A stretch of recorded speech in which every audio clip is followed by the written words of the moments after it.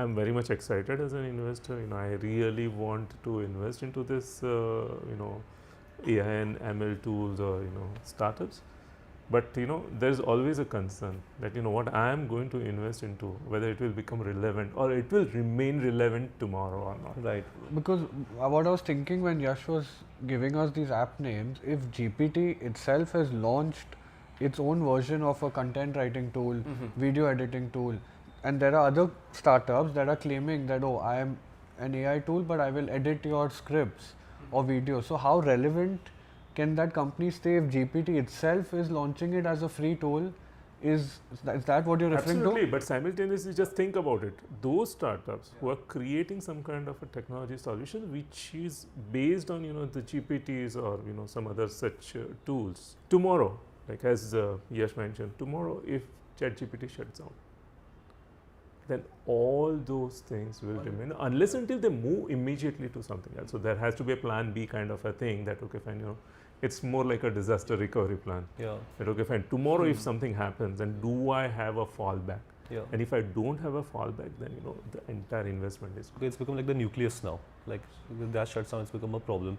But again, so like circling back to you, like when you are looking at these different companies that you have to invest in, and you mentioned like this is a concern in the VC space as well. Like will these companies be relevant in the next 2 months or even in the next month?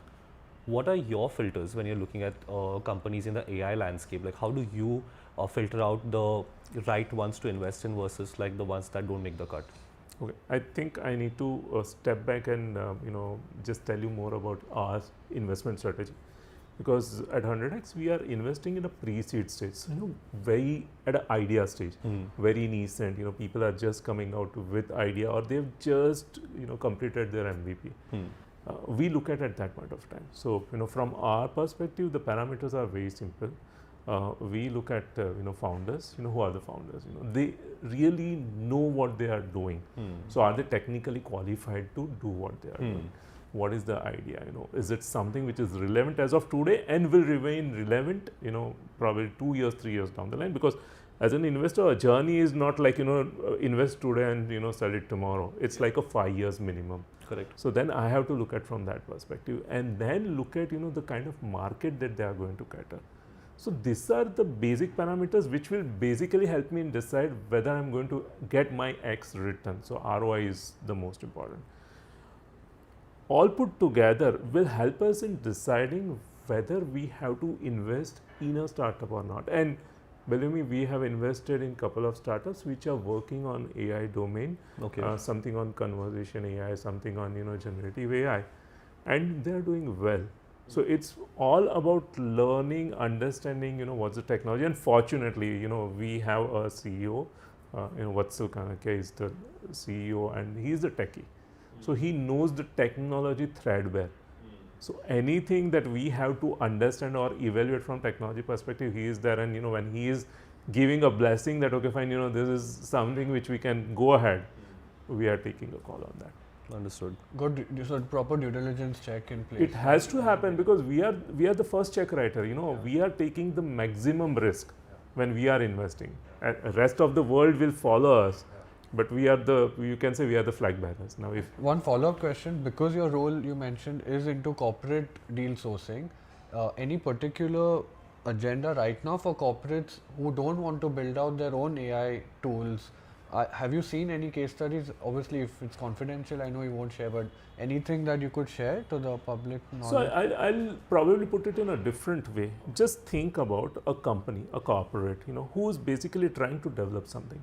Now, if they have to deploy their own resources, their own team, they really don't know what will be the outcome of it. So what is happening is you are deploying your resources, you are deploying your manpower without any understanding that what will be the end result, whether it will be successful or failure. Now imagine a startup, very frugal, 3 or 4 techies working together, and they have already developed something which you are looking at. So it makes more sense for a corporate to rather partner and invest into a startup than try to do something on their own. And this is something which is emerging very fast.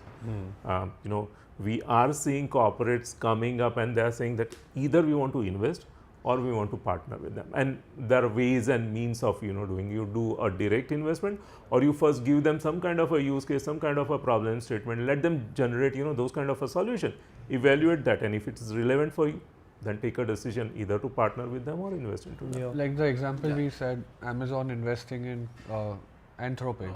So this is what is happening in the real world where people. So I want to put it in that way, that how do you invest and how do you do the due diligence if the particular startup is going to be sustainable or not. The first question you need to ask is, are they building AI or are they using AI? I want to go deep into it with an analogy. So let's say Godrej, right? What they're doing? They're building refrigerators. Simple. What is Coke doing? They're using fridge to sell their product. Right? So basically, when you build an LLM or build a product, it's a different game altogether where the top players are competing. Social medias, because obviously they have the data sets, right? And there are people who are using the AI and building money. Only on top. Right. For me, in specifically, I divide this into two things. One is a service-based business, and second is like you're building the product, right? In service-based business, like for example, we are doing for D2C startups, right? What we do is a basic thing, like I want to do a product photo shoot. Today, there's a major challenge in India because photographers, videographers, you go to the studio, the rent of the studio, then you go back and go to the editors, do the editing, put it on websites. So there are 5-6 people who are actually helping to put the content on either the marketplace or either their own website. Right. With AI, we can just eliminate everything. And this is where I am coming in the picture. So this is a service-based model, right? Because we are helping them and we are partnering with the right people and the right platforms out there who are helping to, save almost, I'll say 30% of the cost for the company, right? So this is where the use application of the service model comes in. And when you build the products, right? There are, like, if you're building your own product on your own LLM and the data sets, you are going to be one of the major player in the market.